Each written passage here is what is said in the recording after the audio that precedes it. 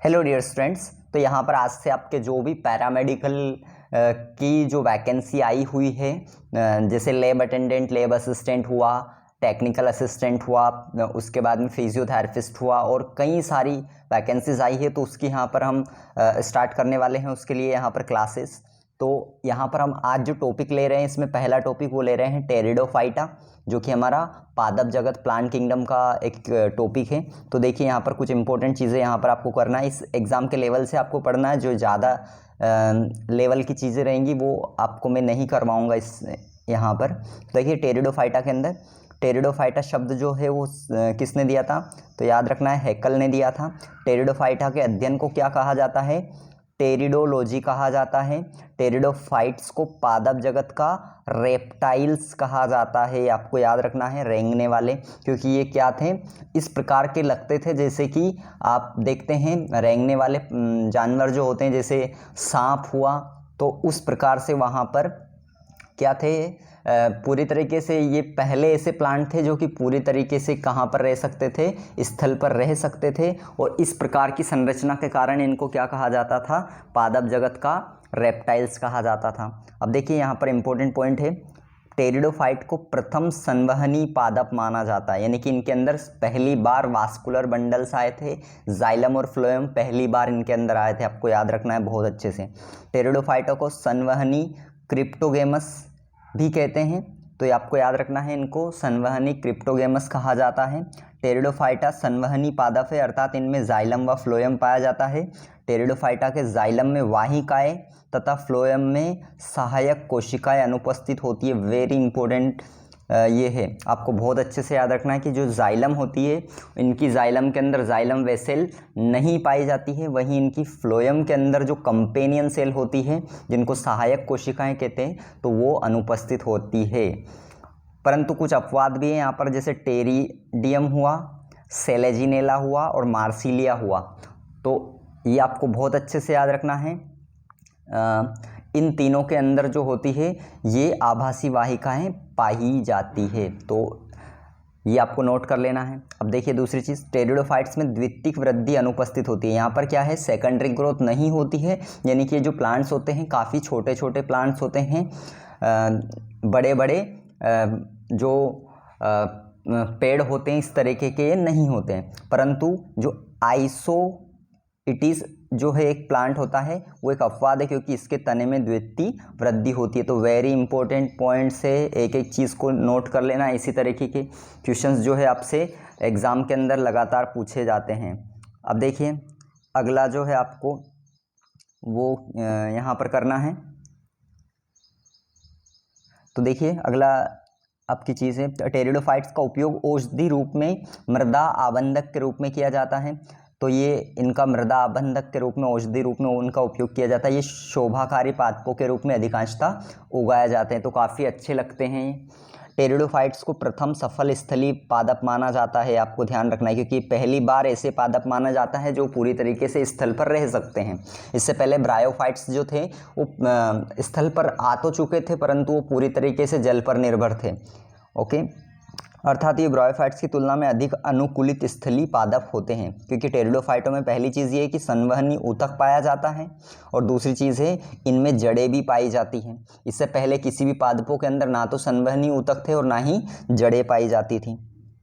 अगली इंपॉर्टेंट चीज़ है, टेरिडोफाइट्स पूर्णतः सफल स्थलीय पादप नहीं है, क्योंकि इनको भी निषेचन के लिए जल की आवश्यकता होती है। ये बहुत इंपॉर्टेंट है, आपको ध्यान रखना है। इससे पहले जितने भी पादप हैं उनको पूरी तरीके से निषेचन के लिए जल की आवश्यकता होती थी, परंतु जो टेरिडोफाइट्स है इनको भी निषेचन के लिए जल की ही आवश्यकता होती है। जैसे आप शैवाल की बात कर लें, ब्रायोफाइट्स की बात कर लें और टेरिडोफाइट्स की बात कर लें, तीनों को जल के लिए, निषेचन के लिए जल की आवश्यकता होती है। अब इनके बाद में जो जिम्नोस्पर्म आते हैं और एंजियोस्पर्म आते हैं, इनको जल की आवश्यकता नहीं होती है। ये भी ब्रायोफाइट्स की तरह अधिकांश पादप नम तथा छायादार स्थानों पर ही उगते हैं, तो वेरी इंपॉर्टेंट पॉइंट्स हैं। टेरिडोफाइट में पादप शरीर पूरी तरह से जड़े, तना तथा पत्तियों में विभेदित होता है, ये इंपॉर्टेंट पॉइंट है।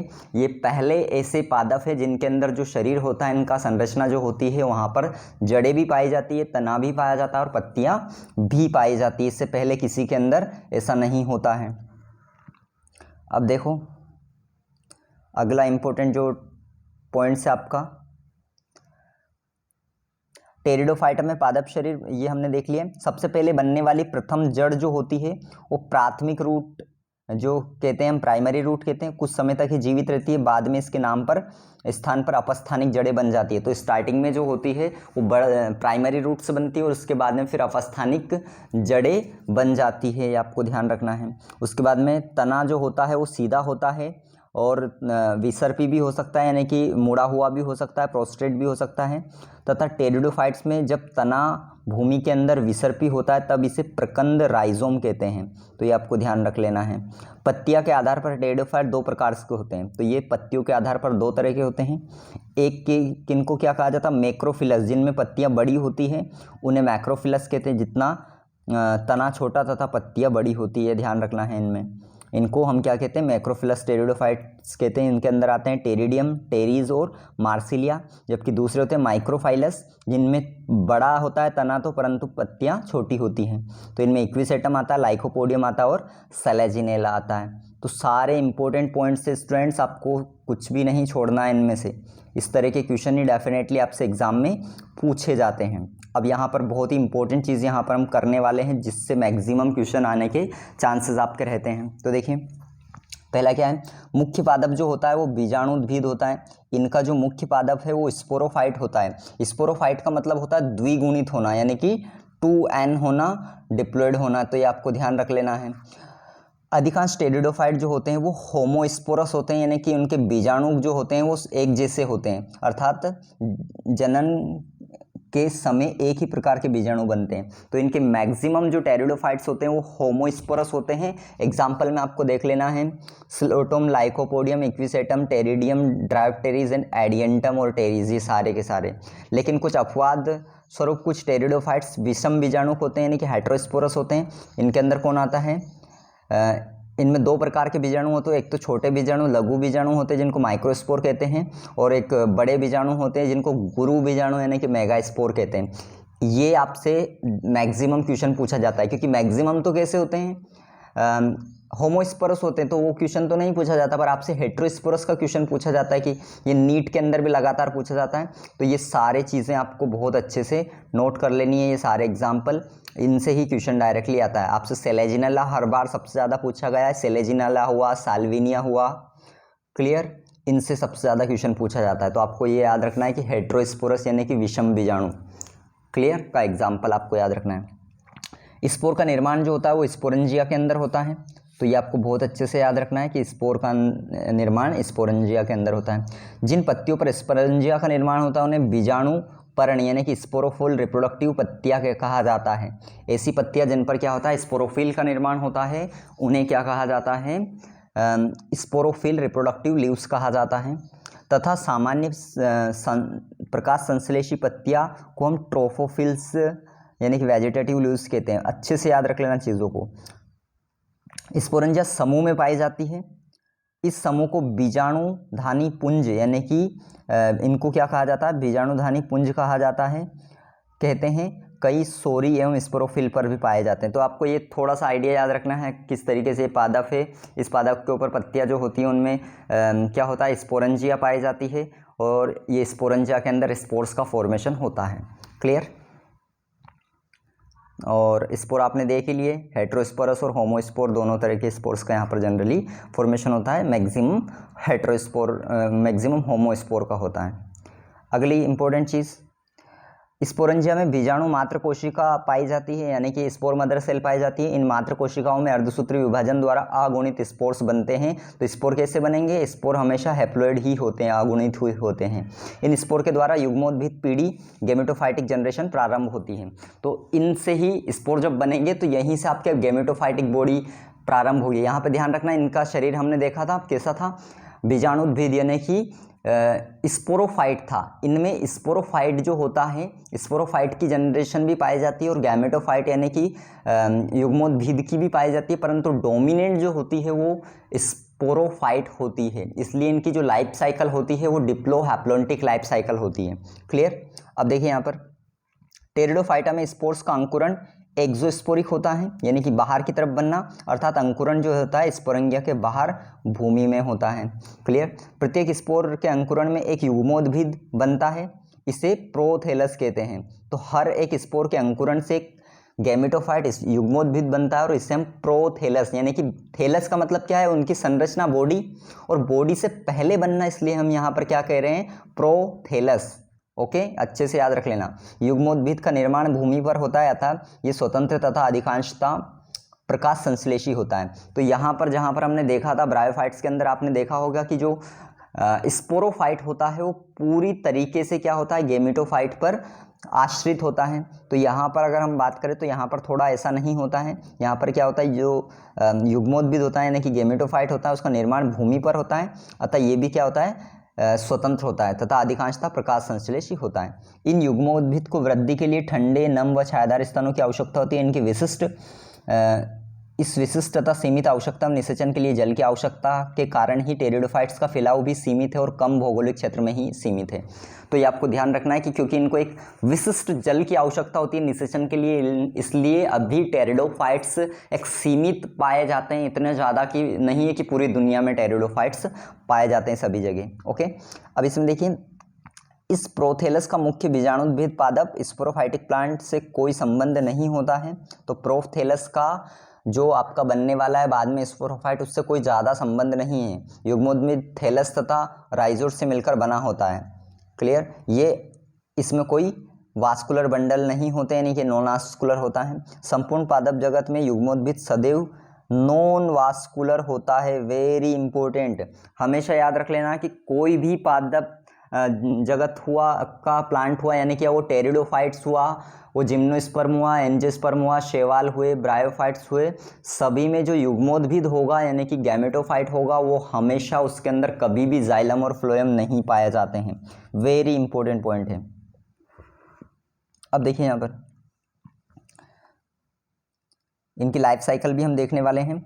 जो समबीजाणुनुक टेरिडोफाइट में प्रोथेलस जो होता है वो उभयलिंगी होता है, यानी कि मोनेशियस होता है, परंतु विषम बीजाणु के अंदर ये डायोसियस होता है। आप जानते हैं मोनोशियस और डायोसियस का मतलब। अब देखिए, सम बीजाणु टेरिडोफाइट्स की अगर हम बात करें तो माइक्रोस्पोर जो होता है वो मेल गेमेटोफाइट बनाते हैं, जबकि मेगास्पोर जो होते हैं वो फीमेल गेमेटोफाइट बनाते हैं, ये आपको पता ही है। अब यहाँ पर देखिए, ये जो लाइफ साइकिल है इसको मैं एक बार शॉर्ट में आपको समझा देता हूँ क्या एक्चुअल में होता है इनके अंदर। ठीक,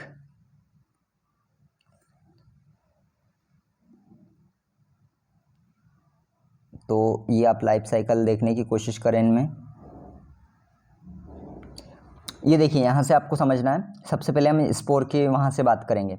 तो ये स्पोर मदर सेल जो है इसने क्या बना दिए, स्पोर बना दिए थे जैसा हमने देखा था। अब ये स्पोर हैप्लॉइड होते हैं एन, यहाँ से आपकी गैमेटोफाइटिक जनरेशन शुरू हो जाती है, क्योंकि हैप्लॉइड को हम गैमेटोफाइटिक जनरेशन कहते हैं और डिप्लॉइड को हम स्पोरोफाइटिक जनरेशन कहते हैं। तो स्पोर के बाद में गैमेटोफाइट जो होगा बनेगा, पहले प्रोथेलस बनेगा फिर गेमेटोफाइट बनेगा। ठीक, इस तरीके से ये हमारा ये भी हैप्लॉइड ही होगा। अब ये गेमेटोफाइट जो होगा, नाम ही गेमेटोफाइट है यानी कि गेमेट बनाने का काम करेगा। तो ये एंथ्रेडिया है जो मेल वाला पार्ट है, ये आर्केगोनिया जो फीमेल वाला पार्ट है। एंथ्रेडिया से एंथ्रेजोइड बनेंगे मेल गैमेट्स और आर्केगोनिया से एग्स बनेगा फीमेल गैमेट्स। इस तरीके से ये हैप्लॉइड जनरेशन यहाँ पर हो गई। अब फाइनली ये दोनों गैमेट्स मिलेंगे पानी के अंदर, इसलिए हम इसको जूडोगेमी कहते हैं। और इनका फर्टिलाइजेशन यानी कि निषेचन होगा और निषेचन के बाद में जाइगोट बनेगा, जिसमें युग्मजन कहते हैं हम, युग्मनज कहते हैं। उसके बाद में एम्ब्रियो भ्रूण का निर्माण होगा, भ्रूण के बाद में स्पोरोफाइट बनेगा। स्पोरोफाइट को हम क्या कहते हैं, बीजाणुद्भिद कहते हैं। ये 2n होगा और ये स्पोरोफिल यानी कि पत्तियाँ, स्पोरोफिल को हम डायरेक्टली पत्तियाँ कहेंगे। ये पत्तियाँ बनेंगी इस प्रकार से 2n के अंदर स्पोरेंजिया पाया जाता है पत्तियों के ऊपर, और स्पोरेंजिया के अंदर स्पोर मदर सेल का निर्माण होता है। स्पोर मदर सेल जो होती है उसमें मियोसिस होते हैं और उससे स्पोर बनेंगे। तो ये देखिए, ये जितनी भी आपको वाइट कलर में दिख रहा है ये आपका डिप्लॉइड कंडीशन यानी कि स्पोरोफाइटिक जनरेशन है, बीजाणुद्भिद जिसे हम कहते हैं, और ये जो है ये आपकी गेमेटोफाइट है यानी कि आपके युग्मोद्भिद कंडीशन है। तो आई होप कि आपको इनकी लाइफ साइकिल जो है वो पूरी अच्छे से समझ में आ गई होगी। अब देखिए, थोड़े और इम्पोर्टेंट चीज़ें कर लेना है यहाँ पे। जननांगों का निर्माण जो होता है इसी युग्मोद्भिद पर होता है, जो गैमेटोफाइट है उसी पर आपने देखा है अभी कि जो गैमेट्स होते हैं उनका निर्माण उसी पर होता है। नर जन्नांग जो होता है जिसे पुधानी कहते हैं वो एंथ्रिडिया, तथा मादा जन्नांग जो होती है स्त्रीधानी आर्केगोनिया कहलाते हैं। पुधानी में नर युग्मक का निर्माण होगा जिसे एंथ्रेजोइड कहते हैं, और वहीं ये एंथ्रेजोइड जो होता है सर्पिलाकार होता है तथा बहुशाभिक होता है, यानी कि मल्टीफ्लैजिलेट होते हैं, बहुत सारे फ्लैजिला पाए जाते हैं। लेकिन अपवाद स्वरूप जो सेलेजिनेला होता है उसमें एंथ्रेजोइड जो होते हैं वो स्पिंडल के जैसे होते हैं, ये वेरी इंपॉर्टेंट है। लाइकोपोडियम के एंथ्रेजोइड जो होते हैं वो कोमाकार होते हैं, द्विशाभिक होते हैं, स्त्रीधानी में अंड का निर्माण होता है, और निषेचन में जूडियोगोमी के द्वारा होता है, यानी कि जल के अंदर होता है। तो ये सारी चीज़ें आपको पता चल गई हैं। अब देखो टेरिडोफाइट में लैंगिक जनन जो होता है ऊगेमस प्रकार का होता है।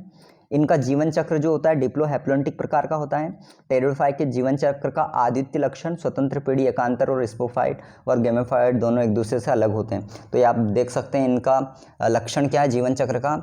अद्वितीय लक्षण ये है कि इनमें पीढ़ी एकांतरण होता है, यानी कि अल्टरनेशन ऑफ जनरेशन पाया जाता है, अर्थात स्पोरोफाइट और गेमेटोफाइट दोनों होते हैं वो एक दूसरे से बिल्कुल अलग होते हैं। Okay, very important. अब यहाँ पर बहुत इंपॉर्टेंट चीज़, इनकी जो क्लासेस आपको याद रखना है वो बहुत अच्छे से याद रखना है। इसकी ट्रिक बताता हूँ मैं आपको याद करने की। सिलोप्सिडा, लाइकोप्सिडा, स्फेनोप्सिडा और टेरोप्सिडा, ये चार क्लासेस, चार वर्ग के अंदर हम टेरिडोफाइट को बांटते हैं। तो इसके है सिलोप्सिडा, लाइकोप्सिडा, स्फेनोप्सिडा और टेरोप्सिडा। इसको कैसे याद रखोगे, आपको ये एक ट्रिक याद रखना है, सिलाई स्पेशल तेरी। तो सी का मतलब हो गया सिलोप्सिडा, लाई का मतलब लाइकोप्सिडा, स्पेशल का मतलब स्फेनोप्सिडा और तेरी मतलब टेरोप्सिडा। तो सिलाई स्पेशल तेरी तो आप आसानी से चारों क्लास याद रख सकते हो, सिलोप्सिडा, लाइकोप्सिडा, स्फेनोप्सिडा और टेरोप्सिडा। क्लियर। अब यहाँ पर हमें इनके बारे में ज़्यादा डिटेल में पढ़ना नहीं है, क्योंकि एनसीईआरटी में भी इनके बारे में डिटेल में दे नहीं रखा है, आपको केवल एग्जाम्पल इनका याद रखना है। सिलोप्सिडा में आपको याद रख लेना एग्जाम्पल, सिलोटम याद रख लेना, राइनिया याद रख लेना है, ये आपको ध्यान रख लेना है इनका। इसमें ज़्यादा डिटेल में हमें नहीं जाना है, ओके, क्योंकि आपसे पूछा नहीं जाएगा यहाँ पर डिटेल में। जिस चीज़ को डिटेल में पूछा जाएगा वो मैं आपको बता दूंगा कि कहाँ पर डिटेल में आपसे पूछा जाता है। तो देखिए यहाँ पर लाइकोप्सिडा में देखना है, इस क्लास में क्लब मोसेस को रखा गया है। तो लाइकोप्सिडा के अंदर क्लब मोसेस को रखा जाता है, आपको ध्यान रखना है।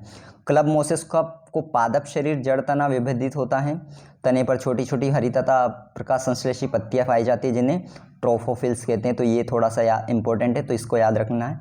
अब ये याद रखना है कि संजीवनी किसे कहा जाता है। संजीवनी जानते हैं ना, संजीवनी बूटी जो भगवान लाए थे वो वाली संजीवनी बूटी। तो ये किसे कहा जाता है, सेलेजिनेला ब्रायोप्टेरिस को कहा जाता है। ये इंपॉर्टेंट है हमारे एमपी के हिसाब से। क्लियर। उसके बाद में लाइकोपोडियम का आपको याद रखना है, इसको क्या कहा जाता है, इसको क्लब मोस कहा जाता है, कॉमन क्लब मोस, या ग्राउंड पाइन कहा जाता है, ट्रेलिंग एवरग्रीन कहा जाता है। ये इंपॉर्टेंट है, ये एक औषधि पादप है, इसका उपयोग होम्योपैथी टॉनिक के रूप में किया जाता है। लिटिल क्लब मोस किसे कहा जाता है, या बर्ड नेस्ट किसे कहा जाता है, तो सेलेजिनेला का। वेरी इंपॉर्टेंट, ये तीनों के नाम याद रखना है आपको, ये बहुत इंपॉर्टेंट है स्टूडेंट्स। क्लियर। अब देखिए अगली चीज़ स्फेनोप्सिडा। स्फेनोप्सिडा के अंदर क्या याद रखना है,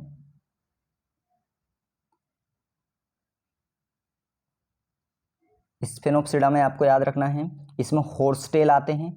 क्लियर। हॉर्सटेल सारे स्फेनोप्सिडा क्लास के अंदर आते हैं, डायरेक्टली आपसे पूछा जा सकता है क्योंकि एनसीईआरटी में भी हॉर्सटेल वर्ड यूज़ कर रखा है।